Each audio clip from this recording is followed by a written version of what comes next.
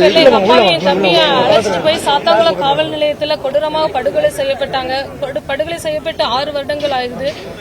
நாங்க எங்களுக்கான நீதியை நீதிமன்றம் எங்களுக்கு வழங்க நாங்க நம்பி இருந்தோம். நீதிமன்றம் இன்னைக்கு எங்களுக்கு அதுக்கான நீதியை வழங்கியிருக்காங்க. இதுக்கு எங்களுக்கு உறுதுணையா இருந்த எல்லா மக்களுக்கும், ஏன்னா எங்க துன்பத்தை அவங்களுடைய துன்பமா நினைச்சு எங்களுக்காக இன்னைக்கு வர இந்த நிமிஷம் வரை எங்களுக்காக சப்போர்ட் பண்ணாங்க. எல்லாருக்குமே எல்லா மக்களுக்கும் நான் நன்றி செலுத்துகிறேன். அதுக்கப்புறம் எல்லா சமுதாய மக்கள், எல்லா அமைப்புகள், அரசியல் அமைப்புகள், பொதுமக்கள், எங்க ஊர்ல உள்ள மக்கள் எல்லாம் போராட்டம் பண்ணதுனால மதுரை உயர்நீதிமன்றம் தானா முன் எடுத்ததுனால எங்களுக்கான நீதி கிடைச்சிருக்கு. நீதிமன்றத்துக்கு ரொம்ப நன்றி.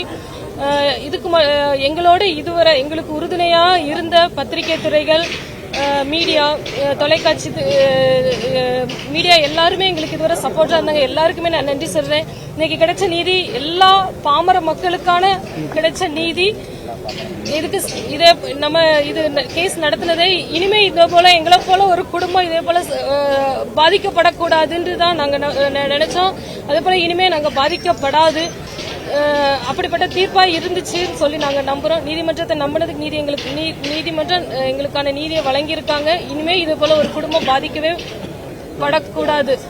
இது வரைக்கும் மரண தண்டனை வழங்குறது இப்ப குறைந்திருக்கு. ஆனா இப்போ உங்க தந்தை மற்றும் சகோதரர் மரண வழக்குல இரட்டை ஆயுள் இது மரண தண்டனை கொடுக்கப்பட்டிருக்கல, அதை எப்படி பாக்குறீங்க மேடம்?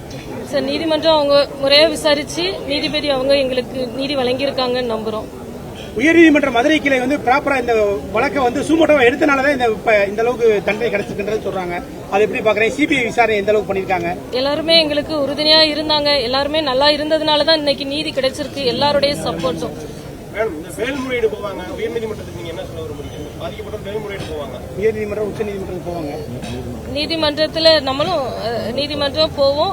நாங்க கடைசி மூச்சு வரை கண்டிப்பா இதுக்கு போராடுவோம். நீதிமன்றங்கள் எங்களுக்கு உறுதுணையா இருக்கும். நீதியை பாதிக்கப்பட்ட எங்களுக்கான நீதியை தருவாங்க. இது ஒரு குடும்பத்துக்கு நடக்காத அளவுக்கு இருக்குங்கிறது நாங்க நம்புறோம். எப்படியா இருந்தாலும் இந்த வழக்கு 6 வருடங்களாக நீங்களும் இந்த கோர்ட்டுக்கு அலைஞ்சிருக்கீங்க. உங்க மனம் இன்னைக்கான நீதி கிடைக்கும் பொழுது நாங்க இன்னொரு குடும்பம் சஃபர் ஆகக்கூடாது. இனி என்ன ஆனாலும் எங்களுடைய உயிர் வரப்போறது இல்லை. இன்னொரு குடும்பம் சஃபர் ஆகக்கூடாது நாங்க நினைச்சு அலைஞ்சா அதுக்கான நீதி இன்னைக்கு கிடைச்சிருக்கு நம்புறோம்.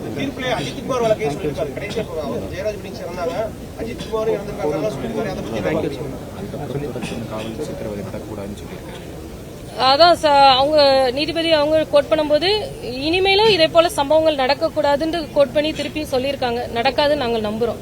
நீங்க அன்னைக்கு சொன்ன மாதிரி அவங்க திருந்தலுக்கு ஒரு வாய்ப்பு இருந்துச்சு. நல்லா படித்தவர்கள், வேலையே பயிர மேய்ந்த மாதிரின்றதையும் சொல்லியிருக்காங்க.